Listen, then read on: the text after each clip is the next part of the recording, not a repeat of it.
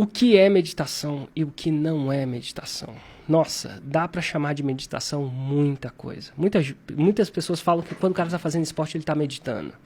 Tem N tipos de meditação. A meditação transcendental, que o cara repete uma palavra, né, um mantra, até a sua mente transcender. A meditação rítmica, né, que o cara fica num ritmo muito louco até a sua mente transcender. Então existem vários tipos de meditação. A que eu pratico são 3 pilares que sustentam todo 6 em 7. Lista, lançamento e produto. Aqui nesse podcast eu vou te mostrar onde deve estar o seu foco. Porque quando você foca naquilo que você tem controle, os resultados vêm no longo prazo. Porque o fato é o seguinte, a dor passa, mas o 6 em 7 fica. Seja muito bem-vindo ao podcast 6 em 7. Aqui nós discutimos as estratégias para você chegar no seu primeiro 6 em 7, ou seja, R$100 mil de faturamento em 7 dias consecutivos. Eu sou o Gui Cardoso. Sou o Thiago Batista. Eu sou o Érico Rocha. E vocês viram aqui que já começou a tocar as coisas, eu fiquei na maior paz, porque hoje eu meditei, Érico Rocha. Olha, cara, e é exatamente o tema de hoje. O que o Érico descobriu após meditar 100 horas em 100 dias. Exatamente. Hoje eu estou no dia 104, então já meditei mais de 100 horas em 100 dias, em média, né? 1 hora por dia em média. Consecutivos. E é um tema diferente. Que diabos isso tem a ver com 6 em 7, né? Vamos lá. Então a primeira pergunta que eu quero saber, né? Você que levantou essa bola da gente fazer um episódio sobre meditação. Por quê? Da onde que veio essa ideia de fazer um episódio sobre isso? Eu sempre tomo cuidado com os temas que a gente aborda aqui. E um dos temas que eu acredito que são... Eu só abordo aqui temas importantes que ajudem a levar ao 6 em 7. E de alguma forma ou de outra, 90% disso que eu falo aqui, que a gente discute aqui, eu diria que 80%, 90% é técnica tática de marketing, de venda. Mas eu acredito que com vamos dizer assim, um atleta, para conseguir um certo feito, seja ele um campeonato, não precisa só aprender táticas de esporte, ele tem que aprender táticas de mentalidade que levam ele a executar essa parada, o esporte melhor, executar mais aquilo que ele aprende aqui ou na vida dele. E eu acredito que a meditação ajuda na execução. Então eu alucino, a minha crença é que a meditação me fez atingir resultados muito maiores esse ano. E como a gente está a fim de fazer um 6 em 7, eu acredito que aquele que medita, e medita, vamos dizer assim, da maneira certa, e a gente vai até discutir certo ou errado, né? Tem mais chance de fazer um 6 em 7. E então, começando já com o pé na porta, o que é meditar e o que não é meditar para você? Nossa, dá para chamar de meditação muita coisa. Muitas pessoas falam que quando o cara está fazendo esporte, ele está meditando. Tem N tipos de meditação. A meditação transcendental, que o cara repete uma palavra, né, um mantra, até a sua mente transcender. A meditação rítmica, né, que o cara fica num ritmo muito louco até a sua mente transcender. Então existem vários tipos de meditação. A que eu pratico chama meditação mindful e é uma meditação de atenção plena. Então eu posso falar o que eu acho que é a meditação de atenção plena. É um exercício onde você procura prestar atenção, ter a sua atenção plena e sem divisão, né? Undivided, né? Como é que fala isso em português? Undivided. Plena divisão, e foca em uma coisa só. Então o ato de você ficar presente e ter sua atenção plena em uma coisa só é uma meditação. Vai vendo. E eu pratico a meditação de atenção plena porque até onde eu sei é que tem mais estudos científicos que comprovam sua eficiência. E a gente vai falar de provavelmente várias áreas de eficiência aqui, na minha opinião. Inclusive o próprio Netflix lançou um documentário que chama Explicando a Mente. Dentro desse documentário, vai lá no Netflix, tem uma área de meditação, né, que ele explica a meditação, então você vai poder saber de uma maneira muito melhor do que nesse podcast, talvez, né? Não da minha perspectiva, mas da perspectiva mais científica, e eles falam muito da atenção plena. Excelente documentário, assisti ontem. É mesmo? É, verdade. É muito... Assisti ontem à noite, 20 minutos, muito bom. E eu achei muito curioso uma analogia que ele fez lá no documentário, que foi que meditação é como se fosse esporte. Você falar que pratica esporte, beleza, tem várias modalidades de esporte, né? Você pode praticar futebol, Você pode fazer academia, você pode fazer um monte de tipo de esporte. Menos Smart Fit. A Smart Fit... Eu não sei se você pode falar que é esporte, não. Depende, o Thiago não pode, eu posso. Já tô há 6 dias consecutivos. O Thiago faz a Smart Fit só na cadeirinha de massagem. No caso do Thiago não é esporte, é turismo. Porque ele vai lá umas 2 vezes por ano. No caso do Thiago é um social. Bora fazer um desafio aí do remo, então. Então, a meditação é a mesma coisa, como você trouxe aí. Tem vários tipos de meditação e a modalidade, digamos assim, que você pratica é, então, a meditação de atenção plena. Né? E por que eu pratico? Porque eu sou o cara que gosta de ver estudos científicos de uma determinada coisa. E a gente trouxe vários aqui, inclusive. Mesmo? Que massa. Show de bola. E a maior coleção hoje, até onde eu sei, de estudos científicos estão sendo feitos na atenção plena. E a razão disso, o próprio documentário explica. O Dalai Lama lá, que era o cara boladão da meditação lá no Tibete, ele desafiou ou convidou vários neurocientistas para começar a entender, tirar foto do cérebro enquanto o cara está meditando e tentar entender qual que é o valor científico daquilo. Será que melhora mesmo ou será que é só uma impressão? Será que é só um placebo? E a comunidade se assustou positivamente com os resultados e foi uma bola de neve. Quanto mais eles veem resultados positivos, mais eles querem investigar.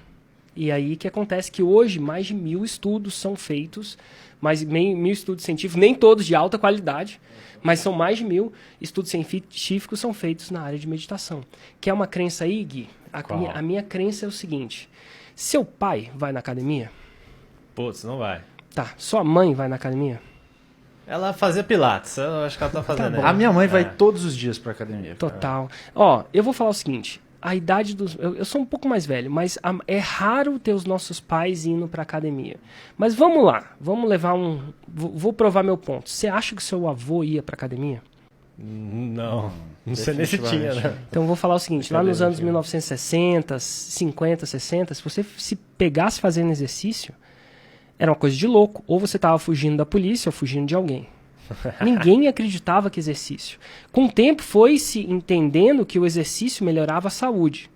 Diminuía a probabilidade de você morrer ou de pegar doenças crônicas. E, além de tudo, você tem uma qualidade de vida maior.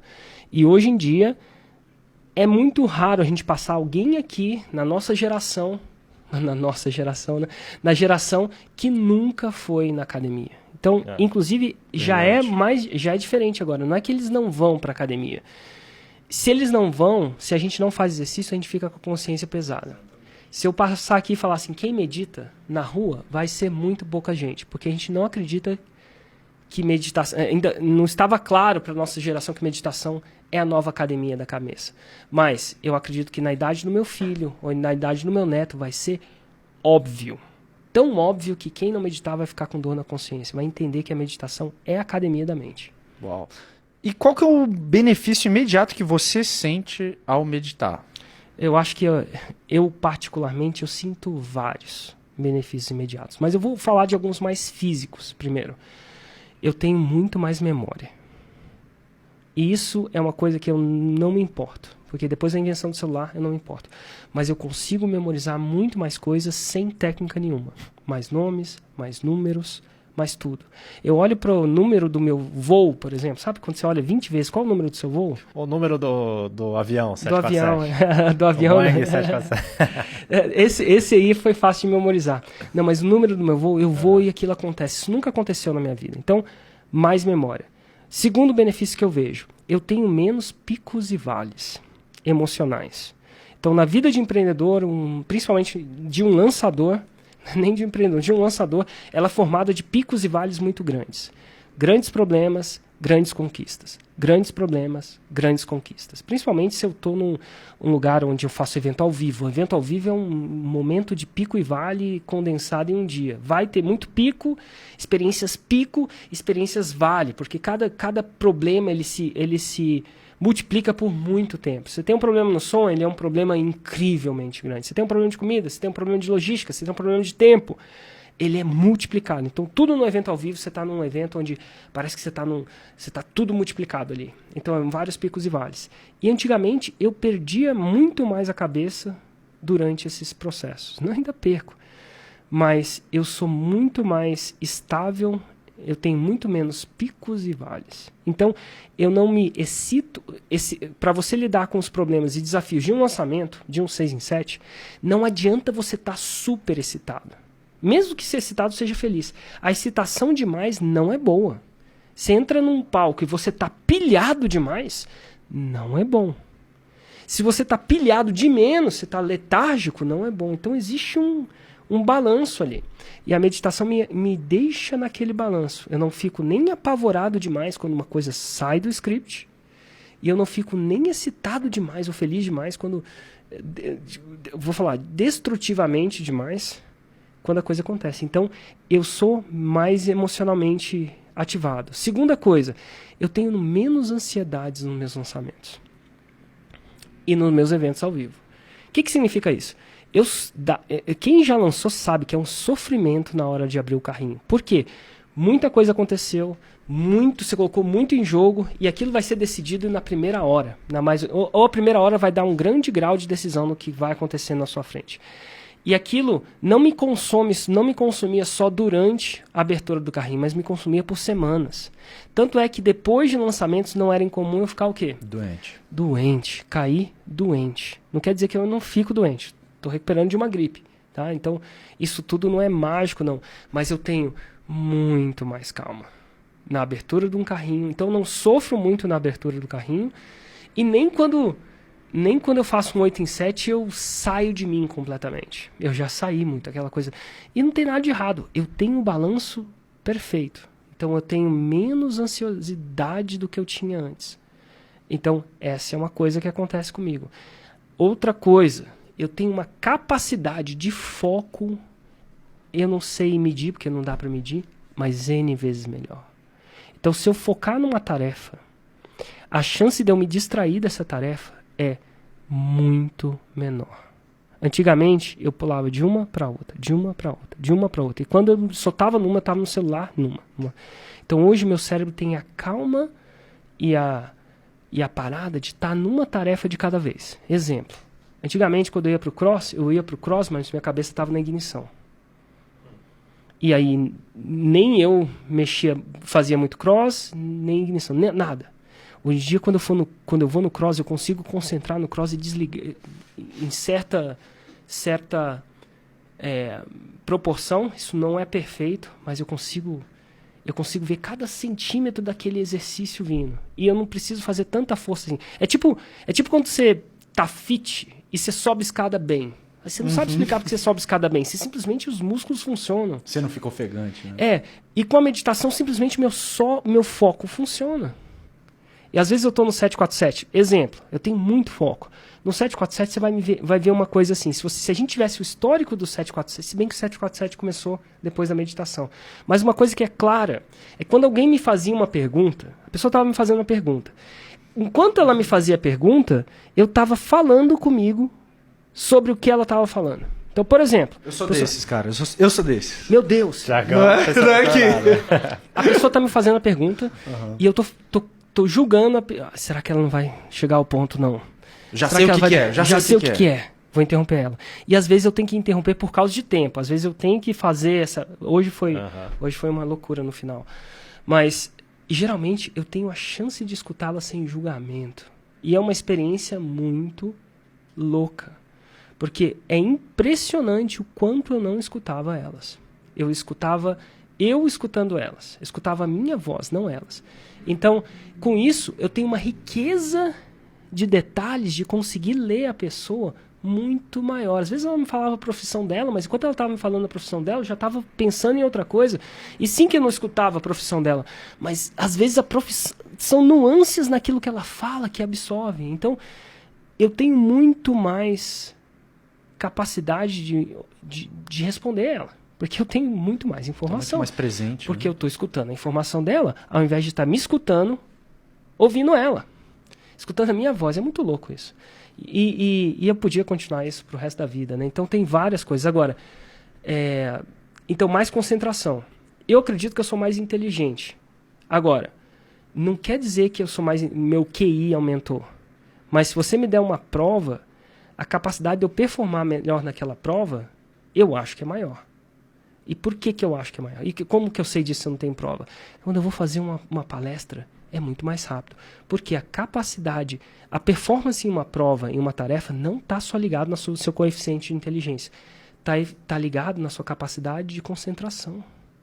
Então eu tenho mais capacidade de concentração. E é tão louco, segura essa, é tão louco que eu estou trabalhando, estou procurando construir a minha mente para ser capaz de meditar 2 horas por dia. Não vai acontecer esse ano, mas talvez ano que vem. Mas eu quero aumentar a dose.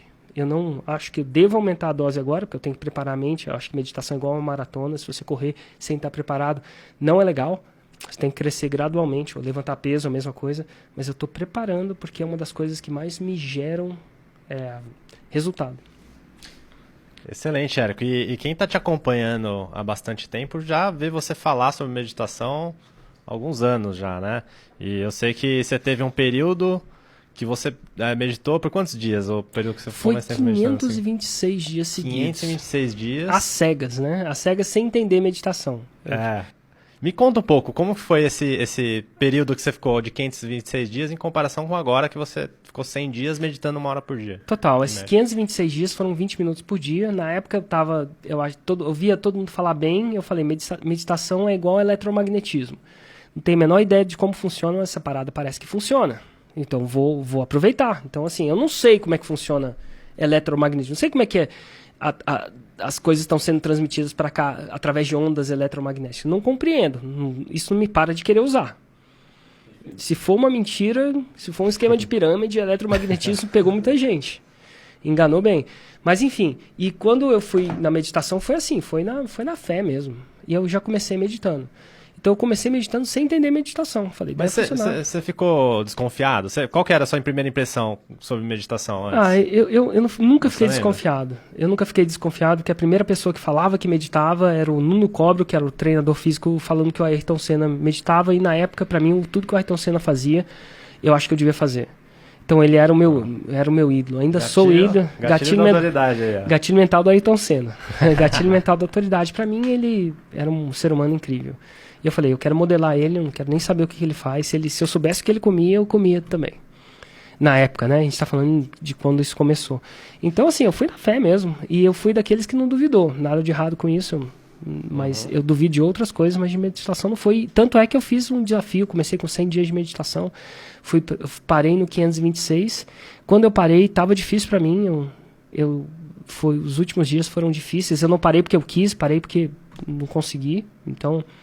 parei mesmo. Tanto é que eu tomei uma penca de uma raiva da meditação e fiquei 1 ano ou mais sem meditar. E eu via muito, acho que quando você faz uma coisa muito, a gente fala sobre frequência antes de excelência. E eu pensei só na frequência. Só que eu esqueci da excelência. Então eu fiquei na mesma coisa sem procurar a excelência. Então no final do 526 dias, eu fazia meditação igual um motorista de táxi dirige o carro. Igual o Thiago Batista vai no banheiro fazer xixi. Ele não fica pensando na excelência do xixi, né? Não mesmo. Não mesmo. Então, assim... Então, eu perdi a paixão. Então, eu acho que a gente tem frequência antes de excelência, definitivamente, mas eventualmente você tem que buscar a excelência, senão aquele processo fica chato. Mas o mais interessante que é, eu via muito menos o efeito da meditação em mim do que a minha família via. E a minha família começar a me pedir para meditar de novo. É tipo um dia que eu tinha perdido um pouco a cabeça, né? E aí a minha esposa falava, Érico, por que você não volta a meditar? Isso não me ajudava. Na hora não ajudava. Era um comentário que não ajudava, entendeu? Mas aí ficava mais... Aí, de repente, meu filho começou a falar assim, papai, medita de novo. E eu comecei a achar, cara, é verdade. Então, e por mais que o efeito tende a ser muito conta-gotas, então é tipo exercício, demora um tempo para você ver o resultado, e é um conta-gotas para você perder o resultado também. Então, se eu parar de meditar agora, não vai desaparecer. Mas quando a família começou a notar, eu falei assim, cara, era isso. E tem um estudo que é bem nessa linha, cara, da Universidade da Califórnia, com 100 pessoas, analisaram por 8 semanas, essas pessoas meditaram por 15 minutos por dia. 8 semanas? 8 semanas. E mostraram que quem meditava teve uma diminuição da amígdala. A amígdala, não é a amígdala que você tira quando está com dor de garganta, não. Que fica lá no centro do cérebro e é responsável pelo mecanismo de luta ou fuga. E isso tem muito a ver com você não viver o presente, de você tá com ansiedade pensando no futuro ou vivendo o passado com um sentimento de depressão e tal. Ou quando a amígdala, quando você tá bravo com alguém, não é você que tá bravo, é a amígdala. É sério, você tá bravo, você tá com adrenalina, você tá a fim de correr ou brigar, é a amígdala. E você já não é nem mais racional. Tudo isso é a amígdala controlando o seu sistema nervoso. Exatamente. E aí nesse grupo das pessoas que meditavam, houve uma diminuição da ação da amígdala, desses impulsos, de que tem relação com não viver o presente, e houve também um aumento da ação do córtex pré-frontal, que está relacionado justamente com a concentração e foco. Total. E mais interessante do que isso, porque analisaram quem meditava e quem não meditava. Beleza, quem meditava, diminuiu, aumentou o poder de estar no presente, foco, concentração, beleza.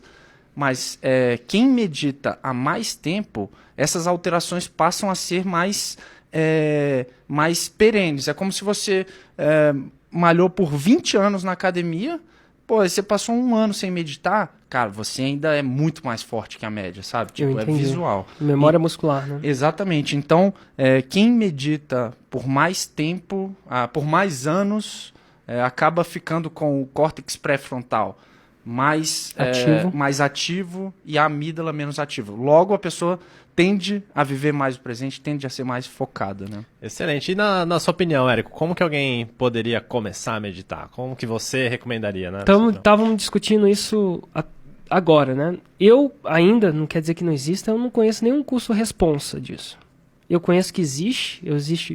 Eu acho que existem vários cursos, e os cursos que eu vi, eles ligam a meditação com o espiritual. Nada de errado com isso. A meditação nasceu, né, dessa parada espiritual, eventualmente. O Dalai Lama lá pediu para o cara começar a investigar cientificamente por que isso acontecia, né? É por isso que a gente tem dado científico. Mas a minha pegada na meditação hoje não é espiritual. Eu não medito por espiritualidade ou religião. Do mesmo jeito que eu não pratico exercício por espiritualidade e religião, eu tenho certeza que deve ter uma religião no mundo que exercício deve fazer parte. Uhum. Então, assim, exercício não necessariamente é religião, mas podia se tornar uma. Nada de errado com isso.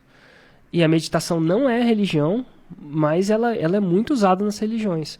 Então, assim, eu não medito pela paz mundial. Do mesmo jeito e nada de errado para aquele que medita para isso. Eu medito pela mesma razão que eu faço de exercício, para ter um corpo melhor, para ter um envelhecimento mais saudável. É muito massa que nesse documentário eles tiram a foto do cérebro do monge lá, e uma foto, né? Eles fazem vários experimentos científicos, eles detectam que apesar dele ter 41 anos, a idade... cérebro de 33. Ele tem um cérebro de 33 anos. Eu falei, nossa, eu não sei se eu vou ser 3 anos. Mas você imagina, se você tem 70, mas seu cérebro é de 60. É muito diferente um cérebro de 70 anos de 60. Ah, Érico, não é não. Ah, então vamos lá, vamos uma parte abaixo. Imagina que você tem 80 e seu cérebro é de 70. Faz diferença? 10 anos de cérebro mais novo é fantástico pra mim. Imagina que você tem 90 e tem um cérebro de 80. Você está começando a entender? Uhum. Então, assim, para mim isso é para mim isso é um objetivo. Então, assim, como que eu aprenderia a meditar hoje? Eu faria da seguinte forma, e não quer dizer que não exista, tá? Gente que ensina isso da parada, do jeito. O que eu faria? Eu faria do jeito que eu fiz. Acho que 52, baixei um aplicativo, a última chama Headspace. Infelizmente, esse aplicativo, inclusive, vou pedir até Head de cabeça, Space de espaço cerebral, né? Alguma coisa assim. Eu baixaria esse aplicativo e começaria com as 10 primeiras meditações. E, gente, este aplicativo é pago. E a segunda coisa que é inglês. Então, não sei. Mas eu não posso sugerir nada que eu não tenha testado. Não vou fazer isso. Eu não sei se vocês testaram outros brasileiros. Tem alguns outros em português. Eu sei que tem curiosamente, da Vivo. Vivo Meditação. Total. É verdade. Tem o Calm, não sei se tem em português. O Calm é um grande outro, né? Mas enfim. Mas é bom também. eu acho que meditar com o aplicativo é muito bom, porque você tem um cara te guiando. É sempre bom ter um cara guiando no começo. Então, no caso, recomendo o Headspace, que é o que eu fiz. Deve ter outros negócios, pesquise. E é seguir o que o cara está fazendo lá. Simplesmente assim. Agora, não é o suficiente. Hoje em dia, eu me falaria alguma coisa no passado. Eu leria um livro que chama The Joy... eu, antes de ler o livro, assistiria uma palestra no YouTube de um cara que chama Mingyur. Olha que louco. Mingyur. A gente vai botar aí embaixo a referência embaixo. Mingyur Rinpoche.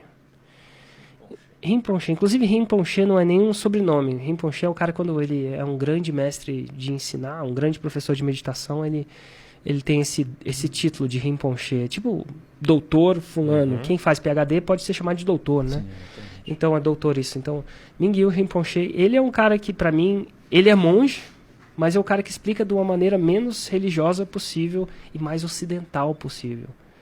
E é fantástico. Vi uma Google Talk. Na verdade, tem um Google Talk dele. O Google chamou ele para falar lá. Então, se você procurar Mingyur Rinpoche Google Talk, a gente vai botar essas palestras embaixo. Mas tem uma palestra dele que, para mim, explicou tudo em 90 minutos. Que foi a palestra que ele deu na London Business School. Então, a London Business School convidou ele. E também vamos colocar o link aqui embaixo dessa palestra. E lá ele explica essa parada. So, three choices. The first is practice meditation first. We practice together. Second, maybe I will tell you my story, how I learned meditation. Third, how to meditate. Então, o que seria o primeiro passo? Eu veria esse vídeo do Mingyur Rinpoche, da London Business School. Se fizer sentido, eu compraria o livro dele, que aí ele explica a palestra não em 1 hora, mas em 6 horas. Então, com uma riqueza de detalhes, de estudo científico, até o que é, o que não é, como fazer, o que não fazer, de um cara que realmente ele realmente, para mim, na minha opinião, é o cara que eu conheço que eu mais confio para me ensinar essa parada. É um professor profissional de meditação, até os vários níveis dele. Inclusive, ele é citado nesse documentário. Ele é o principal expert citado nesse documentário explicando a mente do Netflix. Ele mesmo. A foto do documentário é ele o cérebro dele sendo analisado. Inclusive, ele cujo cérebro tem 33 anos em teoria, mas na verdade ele é 41. E aí eu leria o livro dele, que chama The Joy of Life, e tem em português também. Vou até procurar aqui para vocês. Mas enfim... Enquanto você vai procurando aí, Érico, vou selecionar aqui uma pergunta da audiência. João Vitor Reis perguntou o seguinte: Érico Rocha, a quantidade de meditação que você deve fazer deve ser igual ao tanto de informação que você está consumindo? Ou seja, quanto mais informação eu consumo, mais meditação eu tenho que fazer? Não tem nada a ver uma coisa com a outra. A mesma coisa dele me perguntar, na minha opinião, a quantidade de meditação que você deve fazer deve ser proporcional à quantidade de exercício que você faz? Não é. Tem uma relação, né? Nesse caso, o Gui não ia ter que meditar nada, porque ele tá na Smart Fit, ele finge que ele vai lá, né? Gui, você vai ter que ficar forte, vai ter que virar um bodybuilder. Ai, meu Deus, o Gui vai lá, ele tá nos 20 minutos, vai estar com 5 minutos de esteira, eu vou parar. Não tem nada a ver uma coisa com a outra, não tem nada a ver. A quantidade de meditação que você deve fazer deve ser com a sua aspiração em melhora do seu cérebro. Então, você faz 5 minutos, você vai sentir um efeito. Quer mais efeito? Faz mais e melhor. Então, fazer mais e pior é ruim. Fazer mais e a mesma coisa ajuda. Mas, se você fizer mais e melhor. Então, à medida que você vai fazendo mais e melhor, você vai aumentando aqueles efeitos. E eu acho que árvores não crescem para o céu. Deve ter uma curva de efeito. Para mim, o que eu sinto hoje, quando eu fui de 20 minutos para 1 hora... eu sinto que foi uma das melhores decisões desse ano de 2019. Para mim, para o meu cérebro, eu sinto um gap inteiro. Eu não sei se quando eu for de 1 hora para 2 horas diárias, eu vou ter esse aumento de performance. Eu não sei se eu vou notar isso. E se eu não tiver, eu volto para 1 hora. Então, de repente, eu escolho como ótimo para mim 1 hora. Mas não tem nada a ver. Tem a ver com a aspiração do que capacidade de concentração que você quer. O quão você quer controlar a sua ansiedade? O quão você quer controlar os seus picos e vales emocionais? O quão mais memória você quer? E por aí vai. Outro estudo baseado... Eu estou tentando pegar os pontos que você falou, que sente de benefícios, e trazer os estudos que a gente separou. Outro estudo da Universidade da Califórnia pegou 50 adultos com mais de 55 anos que sofriam com transtornos moderados de sono. E aí dividiram em 2 grupos. 25 pessoas, 25 desses adultos de mais de 55 anos meditaram, e 25 passaram por um programa de higiene do sono. O que é isso? É você não procurar fazer atividades que exigem muito de você logo antes de dormir, tá com a temperatura do sono, ou a temperatura do quarto em 21 graus. É uma espécie de boa prática do sono. Exatamente. Não luz amarela no ambiente e tal. E os resultados foram impressionantes, que a meditação em si resultou em menos insônia, menos fadiga, menos depressão do que a higiene do sono. É interessante esse estudo, porque muita gente fala, a meditação só funciona porque ela te relaxa, né? Porque você fica parado, respirando calmamente. Mas não é só o relaxamento, tem uma parada extra, porque o relaxamento, essa preparação para dormir, deve ter tido resultado, mas não... E, se você tem menos insônia, se você dorme melhor, será que mais chance de você fazer mais chance de você fazer um 6 em 7? Menos estresse. Exato. Em teoria. Tudo vai... se você tem menos depressão, depressão para a sua vida inteira. Não só o seu 6 em 7, para o seu relacionamento, mas menos depressão, mais chance de fazer um 6 em 7? E um review publicado em 1994 pelo Office of Alternative Medicine Health Nation Institute, ele trouxe um compilado de vários estudos mostrando justamente isso, que a meditação modifica o organismo, né? Porque ele altera a produção de hormônios e neurotransmissores. Por exemplo, você, quando medita, é comprovado que você tende a diminuir o cortisol, que é o hormônio do estresse, e você aumenta serotonina e aumenta melatonina. Serotonina está muito relacionada a... déficit de serotonina está muito ligada à raiva, está muito ligada à depressão também. E a melatonina está muito relacionada a você relaxar para conseguir dormir. Então, isso é uma prova cabal, né? Desde 1994 existem reviews de vários estudos, né? Um compilado de vários estudos mostrando fisicamente o efeito de neurotransmissores e você sabe o que hormônio. É muito louco ver esses estudos? E você sabe o que é o mais louco disso tudo? É que é difícil de acreditar. Porque quando você faz meditação, como é que alguém vai acreditar, alguém mais cético vai acreditar que eu vou passar 5 minutos fazendo nada, simplesmente prestando atenção, por exemplo, na minha respiração, que é uma aparentemente fazer nada, né? Tipo assim, vai gerar tanto resultado. E devia ser a mesma coisa, quando a galera lá atrás, em 1960, fala assim, você tá falando sério, que eu vou fazer vou dar uma volta no quarteirão, meu coração, eu vou diminuir a minha probabilidade de ter infarto? Eles deviam achar, deve ser muito louco isso. Você não tá entendendo, eu tô ficando mais cansado. Eu tô ficando mais... Meu coração tá gastando. Até, né? Não, tá gastando, né? As batidas do meu coração. Não faz sentido, óbvio. Eu fui numa aula hoje, ontem eu tava... fui na fisioterapia fazer uma massagem e pra gente entender que eu tava... parece que a gente tá bombardeando o nosso sistema.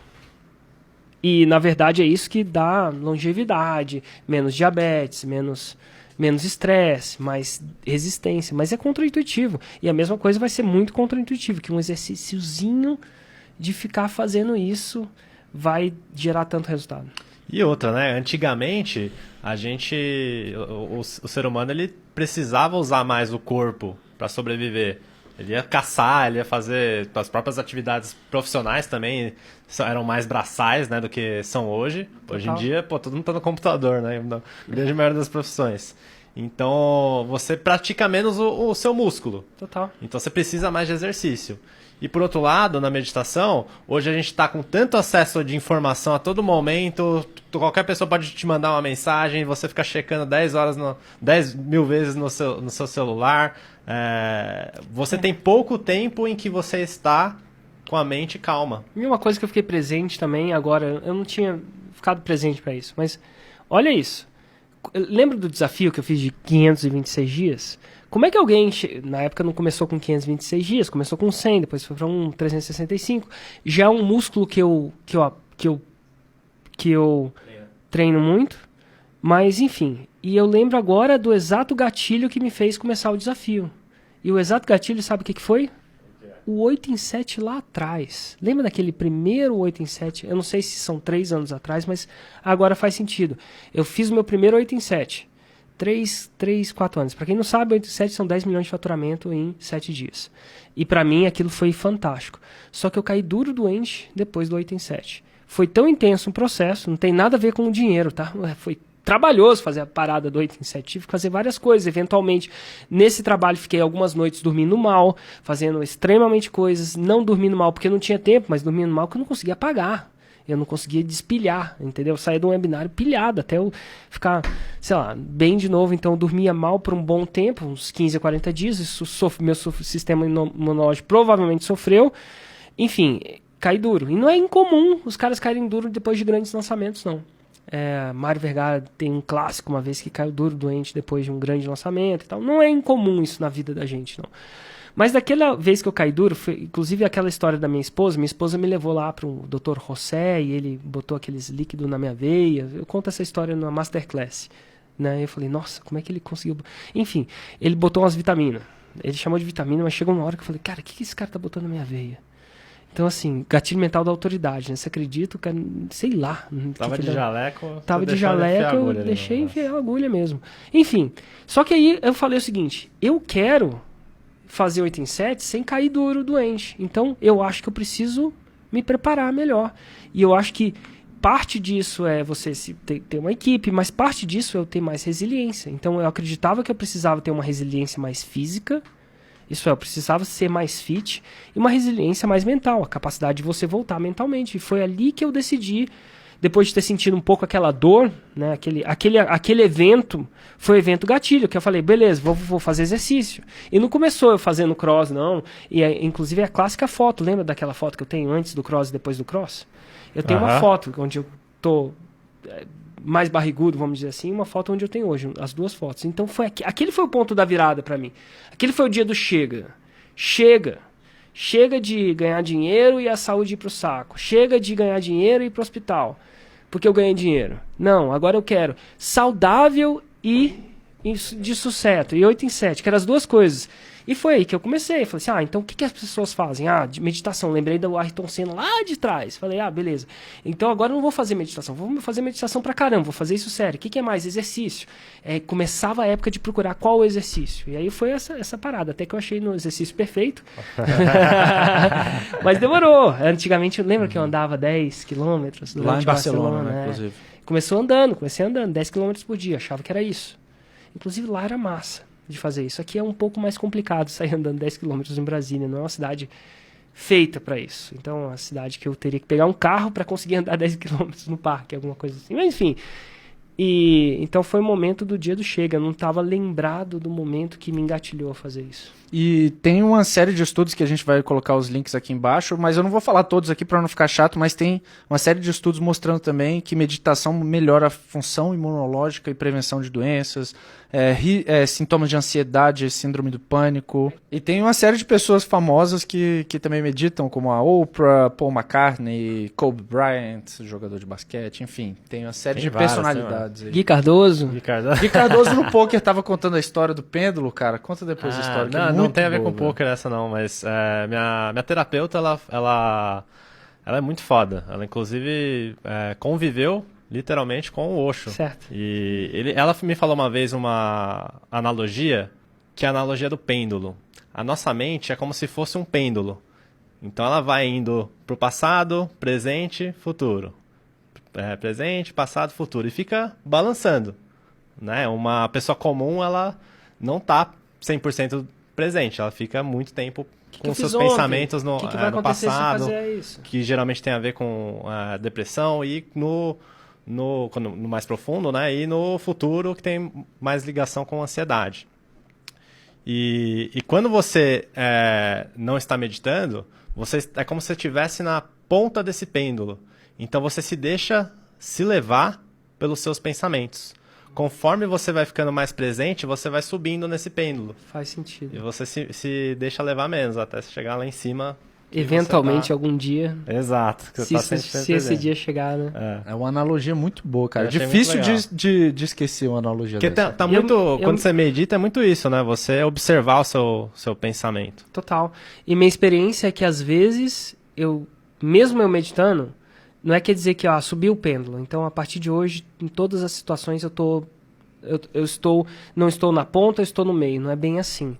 Então, o que acontece pra mim? Às vezes, tem situações que eu tô lá em cima, porque tá tudo eu tô controlado, já dormi. Então, por exemplo, se eu passar uma noite sem dormir, a minha chance de estar embaixo do pêndulo é muito maior, mesmo meditando tantos dias, do que estar em cima do pêndulo. Então, eu tenho experiências, às vezes, de atenção plena em umas coisas que eu não teria atenção plena. E é fantástico. Tanto na comida, de conseguir apreciar e distinguir. Quando você tem atenção plena em alguma coisa, você consegue distinguir coisas que você não conseguia distinguir antes. E aí vai uma outra analogia. Se a sua cabeça fosse cheia de água, né? Água. Quanto mais turbulenta é a água, mais difícil de você ver o que tem lá dentro. Se está uma cachoeira, mais difícil. À medida que você acalma a mente, ela fica mais translúcida e você consegue ver mais coisas. Mas se ela estiver completamente calma, você consegue ver muito mais. Então, se eu estiver completamente calmo, concentrado e for comer, o tanto de sensações que eu consigo distinguir se é isso que eu quero fazer são muito maiores do que se eu estiver agitado. E aí a gente volta em lançamento. Quando alguém fala alguma coisa em lançamento, eu vejo nuances que antes passavam desapercebidas do meu olho. Simplesmente porque a minha mente estava agitada demais para ver aquilo. Então ela vê o principal, mas não vê nuances. E nessas nuances combinadas vêm ideias. Eu tenho tido muito mais ideias. Ontem eu tive uma ideia boa. Eu não vou falar exatamente a ideia, mas cara... não sei se você contou a ideia para ele. Não, ainda não. Nossa, Ainda não. meu, que ideia. Essa ideia foi boa. Era mesmo. raro eu ter uma ideia que eu falei, meu Deus, chamei a equipe e falei, nossa, que ideia. Anteontem também tive uma ideia. De onde vem essas ideias? Mente mais calma, conseguindo absorver mais detalhes, mais informação para tomar uma decisão. Eventualmente elas clicam. E eu lembro que eu estava na reunião de ontem com a Karina e eu tive a ideia, ela pegou um momento e falou assim, tive a resposta. A resposta que eu precisava num grande problema que a gente estava vivendo aqui. E no episódio anterior a gente falou sobre o gatilho mental da antecipação. Eu tô sofrendo com ele aqui, querendo saber o que é. E essa eu acho que eu nunca vou poder revelar. É uma coisa é. muito interna na ignição, pessoal também. Enfim, mas o que eu quero dizer é, eu só tô fechando o loop, que essa aí vai ter que ficar assim. Mas a ideia não é criar antecipação com essa. Acabei criando, né? Mas não era. A ideia é falar que a mente mais limpa, ela consegue ver mais detalhes. E, eventualmente, esses detalhes que não são vistos por muita gente, você combina eles e aí que vem a criatividade. Tava sempre tudo ali, na sua frente. Você só não conseguia ver. E Excelente. muito bom, Érico. Inclusive, o livro chama Alegria de Viver, Mingyur Rinpoche. É o melhor livro dessa parada de meditação aí. Muito bom. E eu tenho uma pergunta sobre a palestra que você fez aqui na Ignição. Foi ontem, né? Ou antes de ontem, sobre 100 horas em 100 dias, né? Qual que é o principal intuito que você gostaria que todo mundo aqui na empresa meditasse? Se fosse para falar uma coisa assim. Eu acredito, nesse momento, a minha crença inclusive, primeiro foi que a gente na Ignição tem um valor de compartilhar conhecimento. Essa é uma experiência minha, eu não sou nenhum guru, não sou nenhum especialista, mas sou alguém que praticou. E eu posso falar o que aconteceu na minha prática, e eu queria passar isso para eles. Não para fazer com que eles meditem ou não, mas para eles saberem, isso é uma coisa que passou comigo, estou passando essa experiência para vocês. Mas, segundo o que eu acredito, é que se a minha chance de entrar em depressão é N vezes menor, eu não sei o que é N, mas a minha alucinação que é mais, se eu meditar. Qual que é a minha vantagem de ter mais pessoas... Se eu olhar para a Ignição, existe gente com depressão aqui? Sim, deve existir. Grande probabilidade. A gente não sabe, mas depressão é uma parada que ataca muita gente. Então, de alguma forma ou de outra, sem saber quem tem depressão na Ignição, porque eu não sei quem tem, e se tem. Mas eu sou num ambiente estatístico de 97 pessoas, tem alguém com depressão ali. Tem alguém ali com síndrome de pânico? As estatísticas é 1 de 10. Caraca. Então, ó, se a gente tivesse, a gente tem 1, 2, 3, 4 pessoas, 5, 6. A gente tem uma chance estatística de uma de nós aqui ter tido uma síndrome de pânico.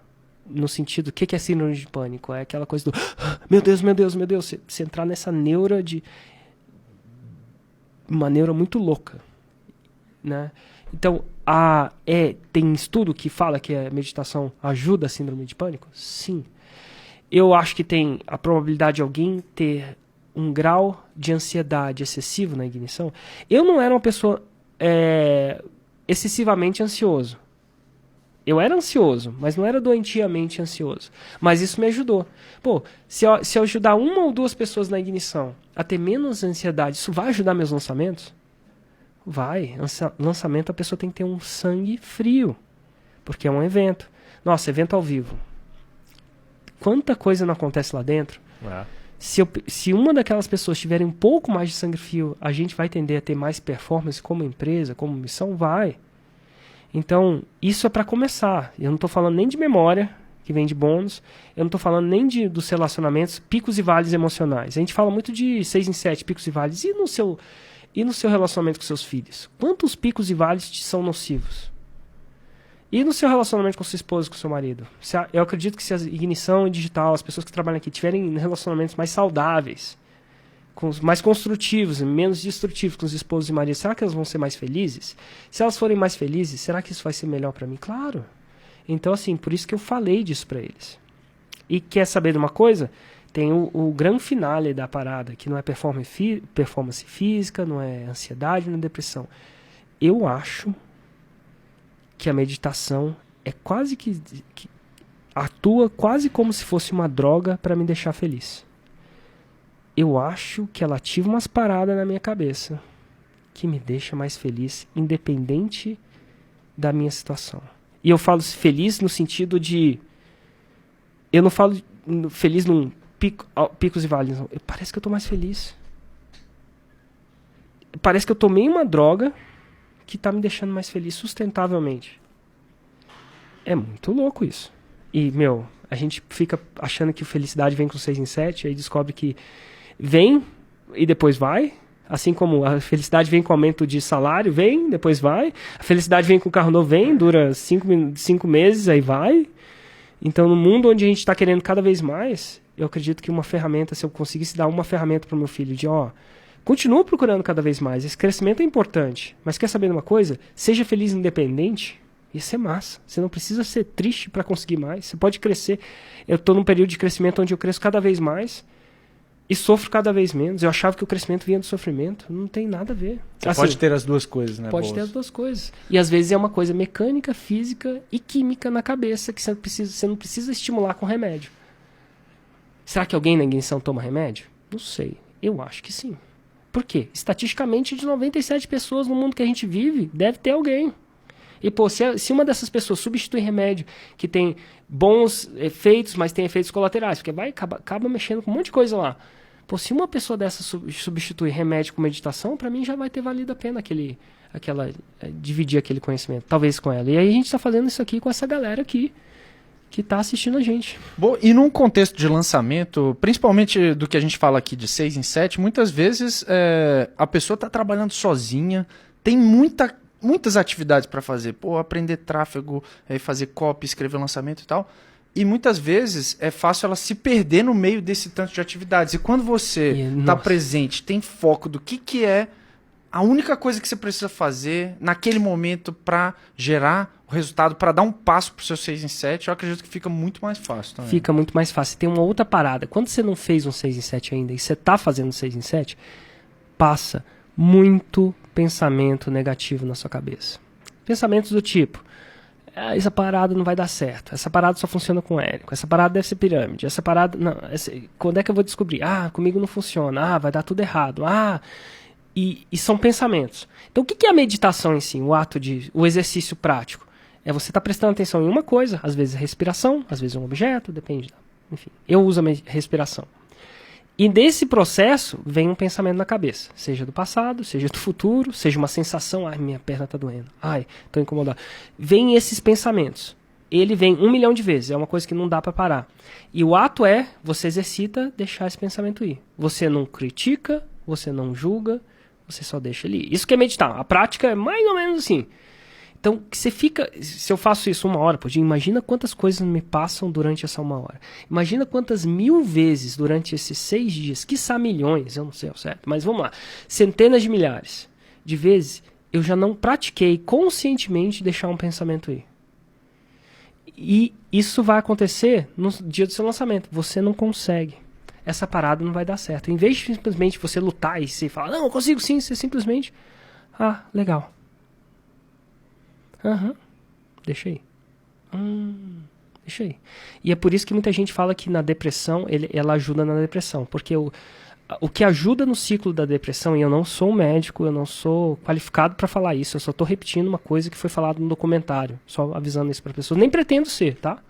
Mas como é que acontece? Quando a pessoa está depressiva, ela tem pensamentos destrutivos, negativos.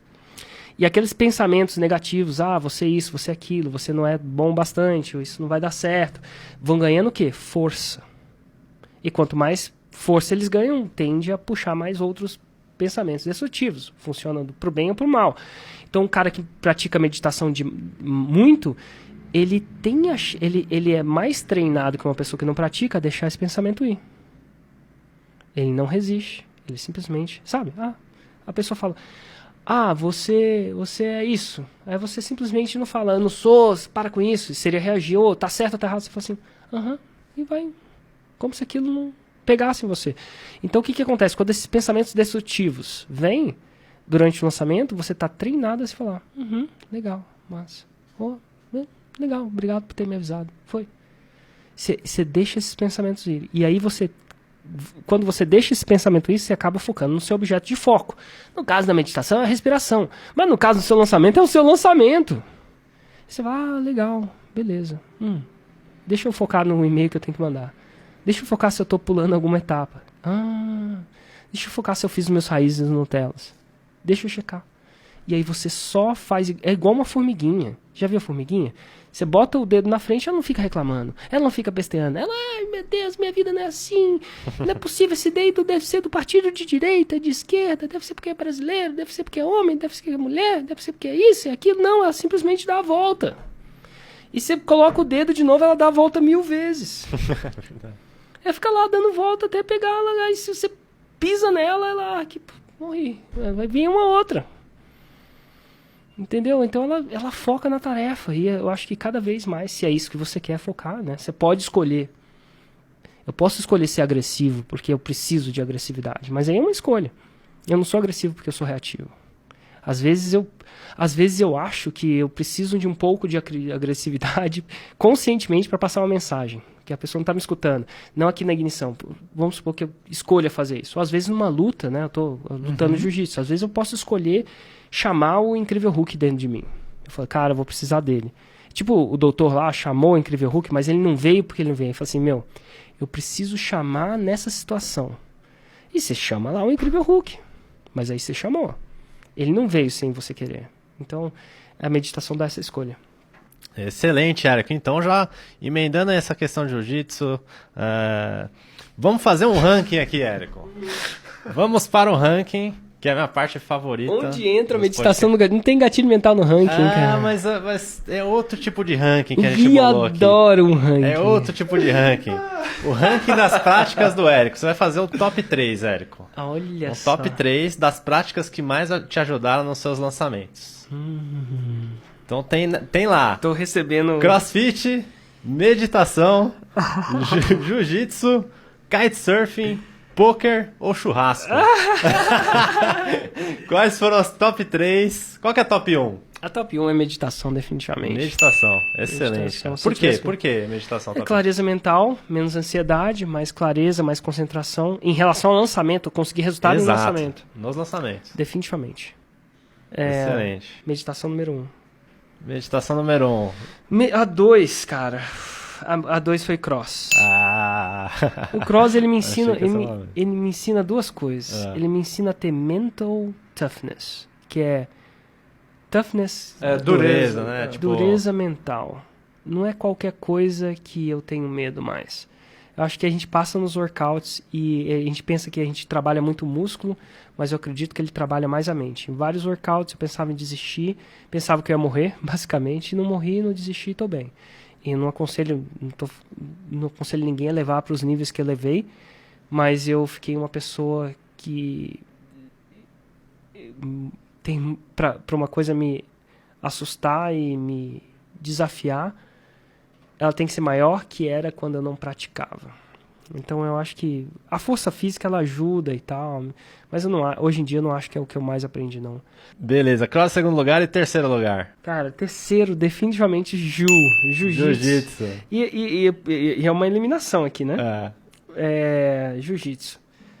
Jiu-jitsu é muito recente pra mim, né?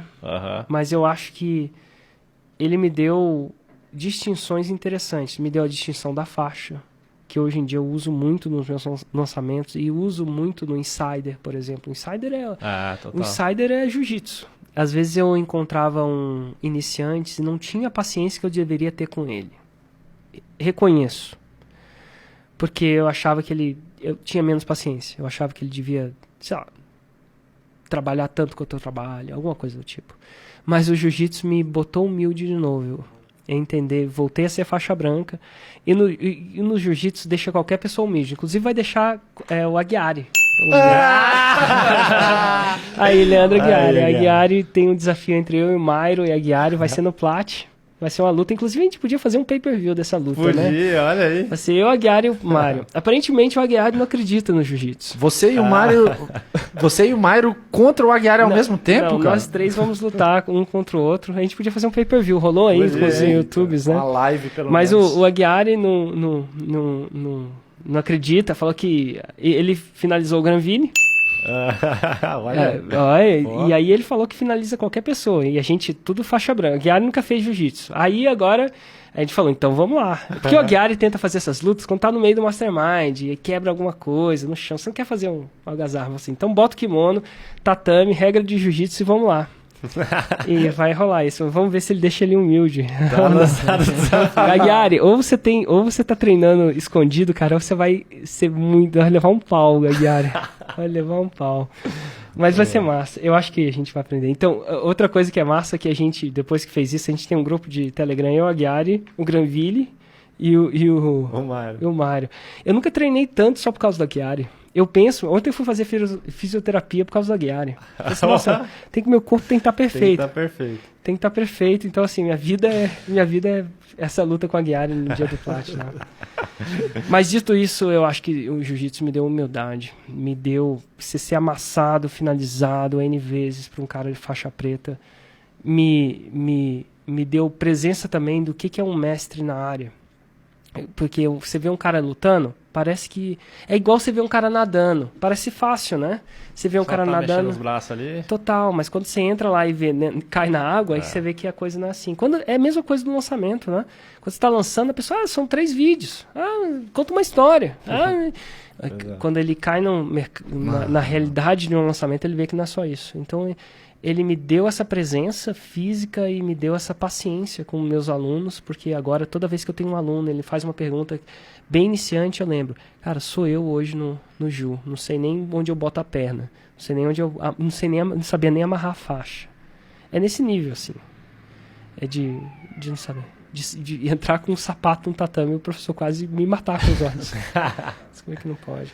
Mas, excelente. Enfim, o kite, poker e churrasco. Poker você precisa mais prática aí. Poker eu só levei na cabeça. O poker tá em último, então. O poker, eu descobri que o poker, o churrasco tá em último, eu acho. Eu não sei ao certo como é que ele me ajudou hoje, não.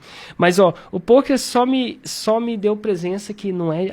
As pessoas elas acreditam que dinheiro é o suficiente para dar um negócio dar certo. Ele deu certo porque ele tem dinheiro. Não.